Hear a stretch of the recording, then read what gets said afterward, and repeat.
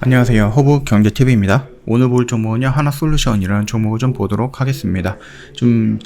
NH투자증권에서 이슈가 나오긴 했는데요. 이 태양광 관련된 이슈이기 때문에 뭐 다른 증권사에서 나왔던 이슈들이랑 막 그렇게 차이가 나지는 않을 것 같다라고 생각을 하면 될 것 같습니다. 그래서 이 내용을 좀 보기 전에 저희 카톡 친구 추가하는 방법 좀 한번 안내를 해드릴게요. 친구 추가하는 방법은 이 아이콘을 눌러주시고요. 아이디를 추가 버튼을 눌러주시면 됩니다. 그리고 나서 아이디 입력을 하면 되는데 HERB2019를 입력을 하시고 저희한테 친구 추가 버튼 눌러주시면 돼요. 언제든지 저희한테 문의 남겨놓으시면 저희가 다 안내해 드릴 거고요. 저희 무료 체험이라든지 아니면 무료 추천 종목을 받고 싶다거나 하나솔루션에 관련해서 좀 궁금한 내용이 있다거나 카톡 친구 추가하고 저희한테 문의를 남겨놓으시면 되겠죠. 자, 그리고 저희 1년에 150만원 이벤트 진행을 하고 있습니다. 언제든지 저희한테 상담할 거 있으면 상담 요청 남겨놓으시면 저희가 조금 더 자세하게 안내를 해드릴 거예요. 지금 힘든 장인데 혼자서 이 시장 버텨내지 마시고 저 허브경제TV라는 든든한 아군이 옆에 있을 거니까 언제든지 저희한테 문의 남겨놓으시면 됩니다. 자, 하나솔루션에 대한 태양광 사업 실적 개선, 주가 상승 모멘텀은 여전하다, 이런 얘기들이 나와주고 있고요. 일단 목표 주가는 이제 뭐 48,000원 정도로 얘기를 하고 있네요. 48,000원이면은 요 언저리 근처죠. 그래서 일전에 제가 말씀드렸듯이 요 매물대가 있기 때문에 여기 라인에서 1차적인 저항 구간이 있을 거니까 반등이 나온다 했을 때 여기서는 좀 분할 매도, 그 다음에 나머지는 요 언저리 구간에서 또 분할 매도, 이렇게 좀 말씀을 드렸던 구간이었네요. 자, 내용을 좀 보도록 하겠습니다. NH투자증권에서는요, 비싸진 전통 에너지를 대체할 에너지원으로 태양광의 성장세가 가속화되고 있다.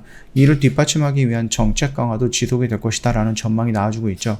특히 러시아와 우크라이나 전쟁 이후 전통 에너지, 뭐 석유, 석탄 이런 것들 얘기하는 거죠. 가격이 강세를 보이고 있고요. 미국과 유럽을 중심으로 해서 에너지 전환 속도가 붙었다. 특히 유럽과 미국의 태양광 전방 시장이 확대가 되고 있는 상황이다. 하나솔루션은요, 미국과 유럽향 모듈 판매 비중의 약 60% 수준이기 때문에 이 두 개의 그 대륙에서 이 정도의 성장성을 보인다라고 하면 하나솔루션에서는 직접적인 수혜가 들어올 수 있다라고 좀 긍정적으로 우리가 평가할 수 있을 것 같습니다. 미국 내 가정용 모듈 시장에서 점유율 1위 기업입니다. 고효율 모듈 시장을 확대해 낸다는 점에서 더욱 긍정적으로 좀 볼 수가 있습니다. 더군다나 미국의 REC 실리콘 지분을 인수하는 등 현지에서 설비 확대를 위해서 노력을 지속적으로 하고 있고요. 2023년 내년이죠. 상반기에 생산 목표로 미국 내 1.4기가와트 규모의 모듈 설비 확대가 계획이다라고 합니다. 전방 수요가 늘고요. 태양광의 상대적인 LCOE 경쟁력이 상승하는 등 높아진 원가 부담은 모듈 가격으로 전가하기 수월해진 환경이다라고 하는데, 이 원가 같은 경우도요, 계속해서 올라가지 않을 겁니다. 결국은 어느 순간 떨어지게 될 거고요. 그렇다라고 하면은 그 부분에서도 수혜를 또 받을 수 있다, 이렇게 보시면 됩니다. 중장기적으로 고효율 제품 비중 확대를 통한 판가 개선 효과도 기대가 되고 있다. 단기적으로는 이제 판가 상승 효과, 중장기적으로는 원가 부담 완화로 태양광 부분 실적 개선에 따라서 주가 상승 모멘텀은 여전하다라고 판단이 되고 있다라고 좀 보시면 될 것 같습니다. 그리고 유럽 쪽에서도 이 부분인데 우리나라도 이렇게 좀 나왔어요. 이거는 일전에 제가 한번 제가 출근할 때 보면은 어떤 건물이 있는데, 이렇게 건물이 있으면은 그 꼭대기 건물의 한 3분의 1 지점을 태양광으로 한쪽 면을 다 채웠다 라고 해서 제가 조금 사진도 보여드렸던 적이 있을 거예요. 요거처럼 진행을 한다라고 하면은 조금 더 활용성이 높지 않을까라고 생각을 합니다. 그래서 우리가 풍력보다 태양이 조금 더 성장 가능성이 높다라고 하는 것은 활용할 수 있는, 또는 지형적으로 사용할 수 있는 부분의 제한이 풍력보다는 훨씬 더 적기 때문이다라고 좀 말씀을 드렸죠. 그래서 이렇게 좀 사용을 한다라고 하면은 좋을 것 같아요. 물론 이제 외관상 되게 이쁘거나 그런 거는 아니지만,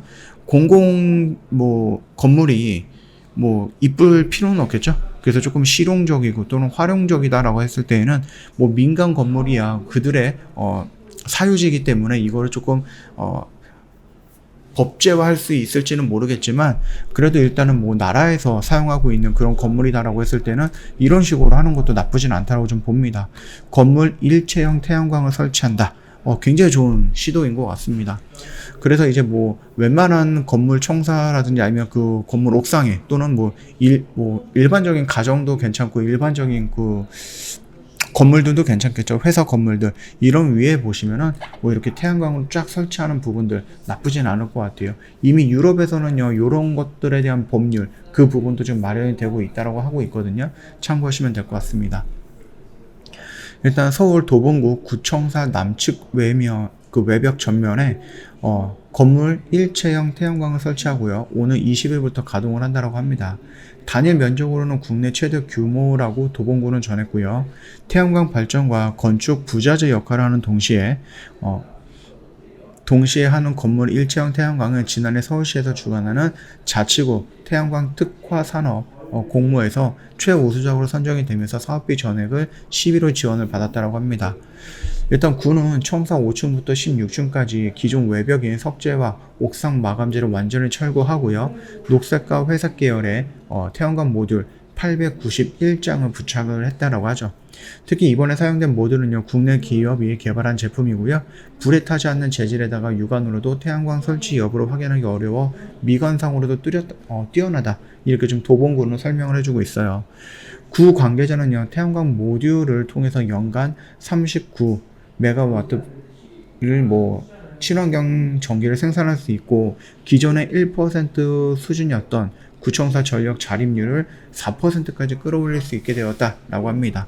이게 뭐 월등히 높아지거나 많아지거나 그런 거는 아니지만, 그럼에도 불구하고 계속해서 좀 성장하고 있는 모습들은 나쁘지 않다라고 좀 보시면 될 것 같아요. 태양광 설치를 통해서 친환경 전기를 생산하는 탄소 중립 청사로 거듭이 나게 됐다.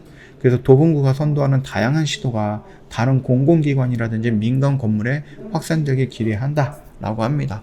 그래서 이 태양광이 뭐 창문을 이렇게 다 막거나 그런 거는 아니고, 이런 식으로 외벽에다가 조금 설치한다라고 하면은 나쁘진 않을 것 같아요. 우리나라 특히 건물도 굉장히 많잖아요. 그렇기 때문에 이런 외벽은 어렵다라고 하면 이제 옥상에다가 조금 설치하는 것도 괜찮지 않을까라고 생각을 합니다. 굉장히 좋은 선택인 것 같고 좋은 생각인 것 같습니다. 자, 차트를 놓고 본다라고 하면은요, 오늘도 나쁘진 않았어요. 오늘도 양 매수가 조금 들어와주는 모습이 보여줬거든요. 그래서 연기금은 꾸준하게 세워주고 있고요. 그 다음에 외국인들도 꾸준하게 들어와주고 있죠. 충분히 긍정적인 모습이 연출되고 있습니다. 그래서 여기서 지금 지수 때문에 조금 흔들렸음에도 불구하고 그래도 다른 종목들에 비해서 지지를 잘 해주고 있다라고 좀 보시면 될 것 같아요.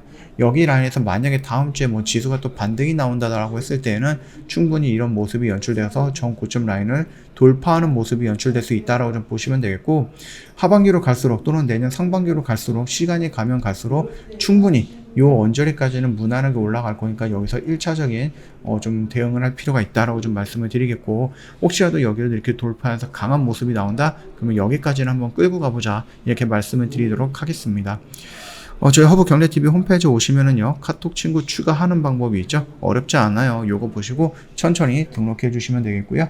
그 다음에 저희 1년에 150만원 이벤트 진행을 하고 있습니다. 어려운 시장인데 혼자서 하지 마시고 저희 허브경제TV랑 함께 한다라고 하면 조금 더 좋은 결과가 있지 않을까라고 생각을 합니다. 이번 주 CPI 결과에 의해서 FOMC까지 이어지는, 그래서 그 FOMC에서 나왔던 그 결과까지 보여지는 한 주였습니다. 그래서 굉장히 조금 위험했다라고 지금 보다는 조금 지루하기도 했고요. 그리고 조금 짜증이 나는 시장이었다라고 좀 보시면 될 것 같아요. 이 한 주 동안 잘 버티셨다라고 좀 말씀을 드리겠고요. 조금 떨어졌다라고 하면 또 상승하는 구간이 있을 거니까 그때는 또 즐거운 마음으로 주식을 좀 보면 되지 않을까라고 생각을 합니다. 한 주 동안 고생 많으셨다라고 좀 말씀드리겠고요. 영상 여기서 마치도록 할게요. 영상 도움이 됐다 그러면 구독과 좋아요 한번 부탁드리겠고, 편안한 주말 보내시고 월요일 날 다른 영상으로 찾아뵙도록 하겠습니다.